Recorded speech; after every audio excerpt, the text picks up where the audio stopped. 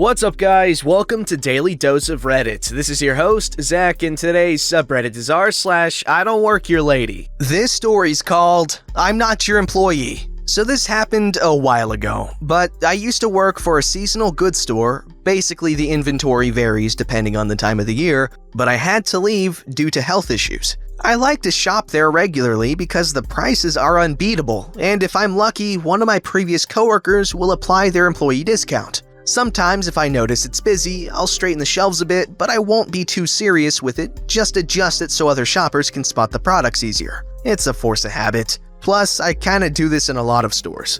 I should also mention that the dress code for this store is pretty casual, like jeans and t-shirt kinda casual, plus an apron. Red, blue, or green depending on the department. So I'm wandering through the aisle, trying to find some decorations for my home when an older lady, who looked to be in her 50s, started to put random stuff in my cart. I recognized the manager on duty badge around her neck. I, however, did not recognize her, so she was more than likely hired after I left. Our exchange went like this.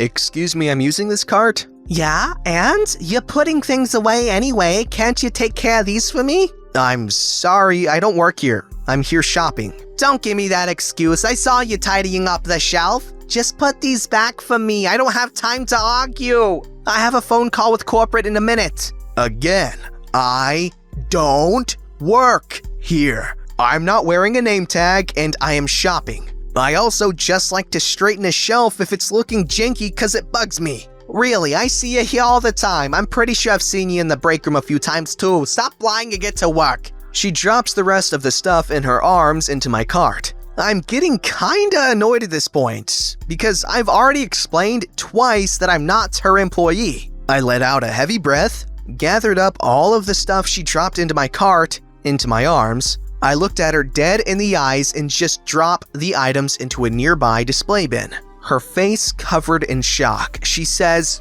"How dare you! I'll write you up for that!" Since I've worked there previously, I know that she technically can't file a write-up. She has to speak to a store manager to file it. Okay, great. My name is Anna. Go ahead and call the store manager to file that write-up for you. See, I knew you were an employee. Only employees know that. She radios the store manager. Listen, Linda. I'm not your employee! I used to work here, but I'm not currently employed here. I'm calling BS. You're just saying that to get out of a write-up. Too late. Store manager's already on his way. Okay, great.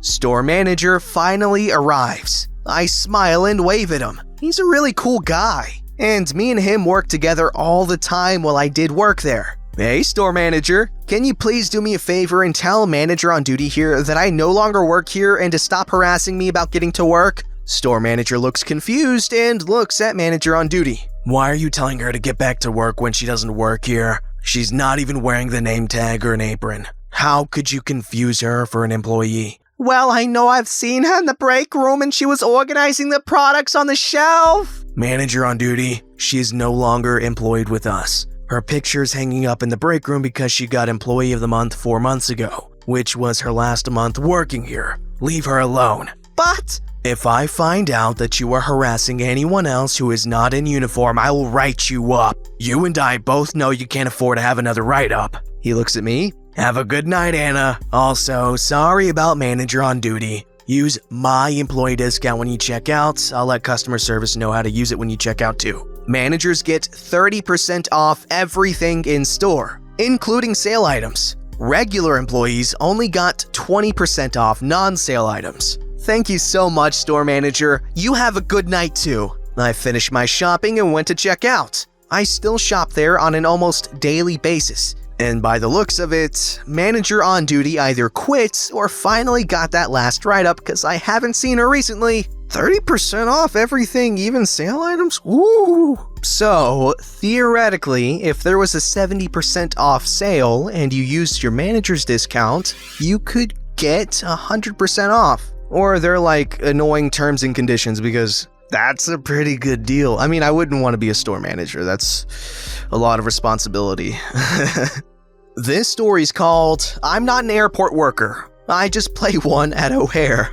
I posted this as a comment to another post, and after someone saying that not all submissions had to be dramatic, I figured I would just post my own story on its own. I was in the Chicago O'Hare Airport, getting there around 9 o'clock at night, and a bunch of flights had been canceled there. I was flying from Omaha back home to Florida. Well, I finally got my flight home squared away, having to go through DC the next day. Screw me! And it was time to find a hotel for the night. At first, I was on hold with the airline while they looked for a hotel within my budget, which was actually very high since work was paying for this. And I was on the phone for at least 30 minutes or so while this guy was making calls to local hotels. After that, I was looking online myself and even on vacation rentals by owners. So I decided to sit in the closest seat I could find during this call in my search, which was located behind an information desk. And this was just a desk, a simple, everyday office desk.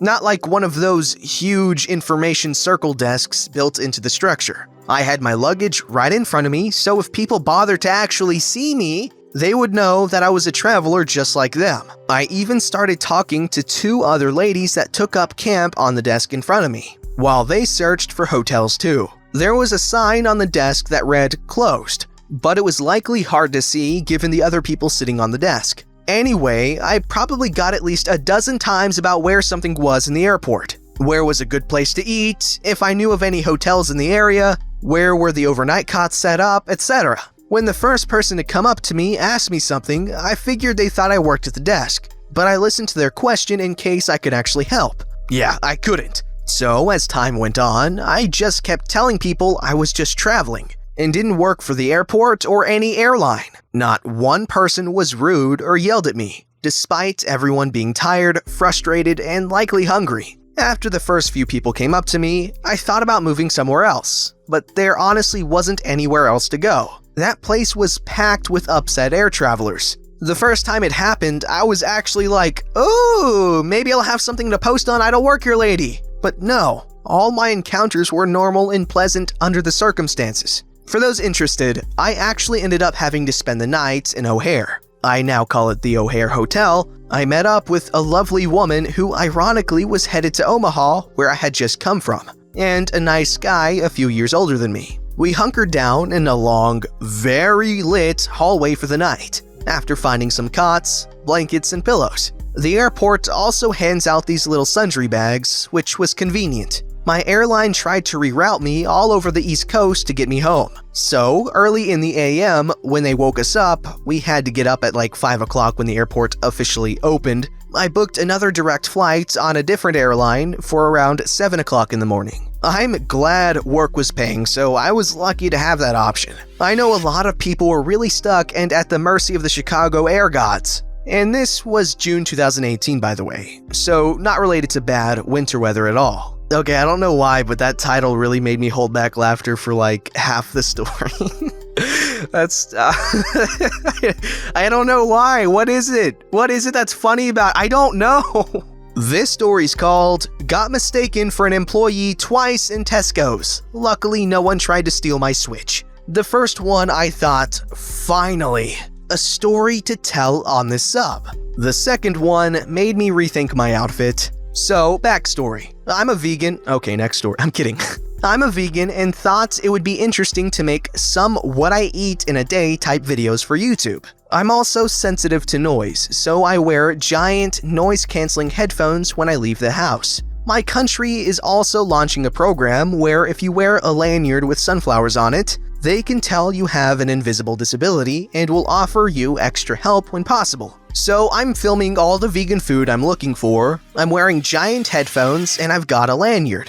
I'm wearing a fluffy white jumper that could be mistaken for a Christmas jumper, and supermarkets in the UK often let their staff wear Christmas jumpers in December, so maybe that's why my lack of a uniform wasn't taken into account. So I'm looking at the free from second and filming on my phone when I hear a woman asking what to do about an empty box. I stepped out of the way so she could talk to the actual employee, and she gave me a funny look. Then she said, "Don't you work here? It looked like you were scanning stuff," as it dawned on her that she was just bothering some random person. So I had to explain that no, I just think people give a crap about my diet. She apologized and found an actual employee. A pretty normal interaction really, no screaming, no demanding to speak to my manager, no stealing my game consoles. The second one was at the checkouts. I was just hovering in my own world when a woman turned to me and said, "Do you work here?" I was shocked, it had happened again. The woman said she saw I had a lanyard and thought my headphones were connected to all the checkouts, and I would give orders through them.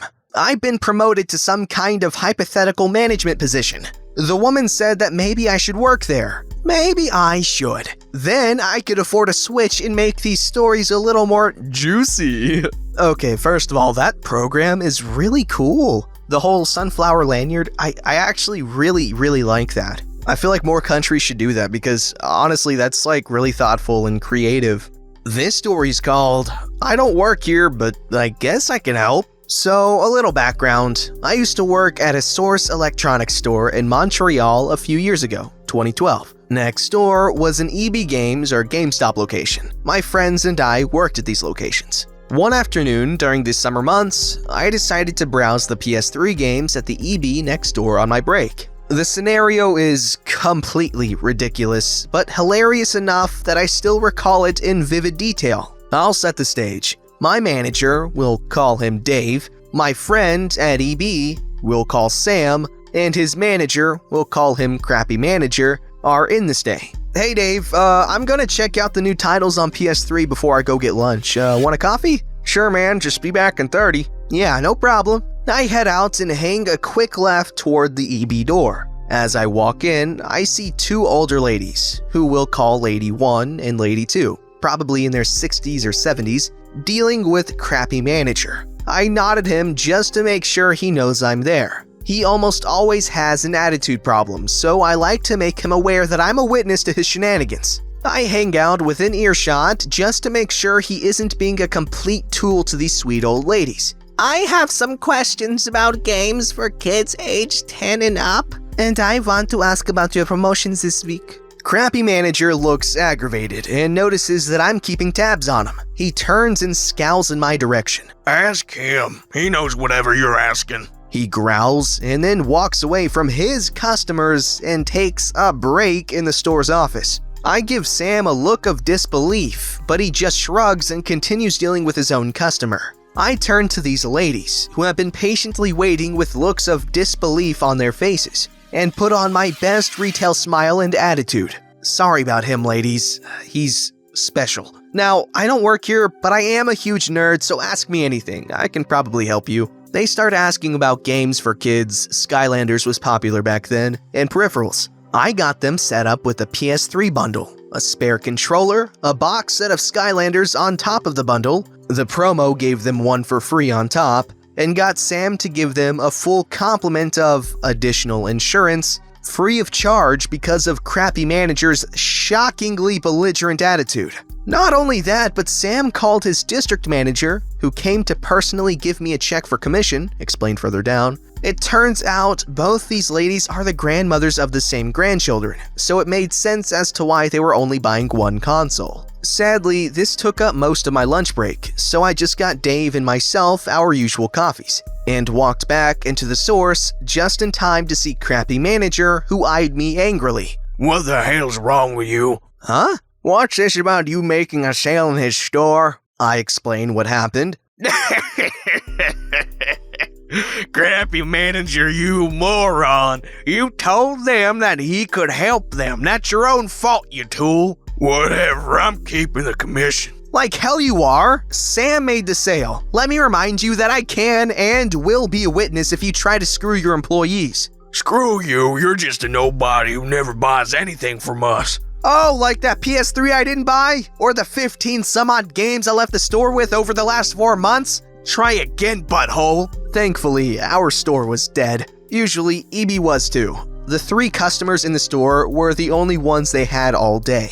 This let me get away with slamming this guy's attitude into the ground. Screw you, you're banned from my store. No one insults me. I burst out laughing, and this confuses him. You realize I'm one of your best customers. Your district manager will definitely make you overturn that stupid decision. We argue a bit, and then he leaves. Dave and I stare at each other in amazement at how ballsy this guy is. The next day, a well-dressed guy walks into our store and asks for me by name. I present myself and put on my usual retail demeanor. "Hi, I'm OP. How can I assist you today?" The guy looks me over and assesses me. It made me kind of nervous. He then introduces himself. "I'm district manager, and the EB next door is part of my district." I'm a little taken aback. Why would the district manager come to personally see me? He explains that the numbnuts next door, crappy manager, has been angering customers for months, to the point that they're boycotting the store. He told me about the call from Sam and handed me a check for my well-earned commission and said, "I wish we had more guys like you working in our stores." I intercepted the positive commentary from those customers who said you were really helpful and wished you were an actual employee at that store. I'm standing there in a daze, a little stunned and a little humbled. I tell him it was really nothing. I couldn't just leave them there when crappy manager put me on the spot. I felt compelled to assist. Damn my retail habits. We have a good laugh and district manager tells David, "Don't you let this one go. Also, we'll be reprimanding crappy manager for his horrible conduct." This brought a smirk of victory to my face as I shook this guy's hand. That was easily the best 2 days of my retail career. Okay, that was quite the wholesome ending. I enjoyed it. And I also have a question. Is EB Games literally Canadian GameStop, like they just changed the name, kind of like how Carl's Jr. is called Hardee's in certain parts of the country? Or is EB Games like a Canadian GameStop ripoff? Don't forget to like, subscribe, and hit that bell to never miss an episode.